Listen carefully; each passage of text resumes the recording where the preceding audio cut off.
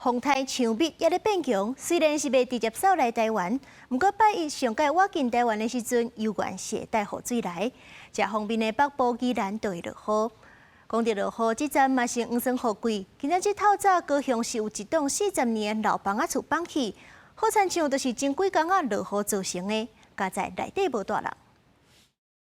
30透早，高雄鹽埕區公園街這間有鐵片年紀的一樓平房，厝頂開始用還不到1分鐘，山竹平地飛順的個高地向厝邊，把左等進車也對着機車，就瞬間有一個很大聲的聲音，持續大概5到6秒。台電是先斷電，不然他們沒有辦法清啊。機車給你講害了，這是還有擋住我們的門。這棟厝是日本時期老式建物，多年來廢棄，好加在意外無造成傷亡。初步檢判可能是當地連續落雨所造成。另外，今年第6號風台強密，目前繼續增強，預計後禮拜8轉了後向琉球方向行。去日本的遊客要注意上新的天氣變化。氣象署指出，風台會在6月初1較晚進台灣，這方面的天氣不穩定。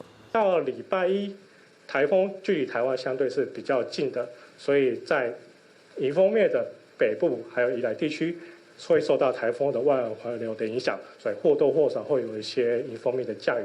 那其他地區主要就是以山區的午後降雨為主。前氣象局長陳明典分析，因為有風台在菲律賓附近造成台灣附近的黃霜鋒面也產生結構上的變化。天氣圖上，黃霜鋒方面東沙到遠遠的海面上，結果真歹維持未來1禮拜都未有強對流繼續落雨這款的典型黃霜鋒。記者綜合報道。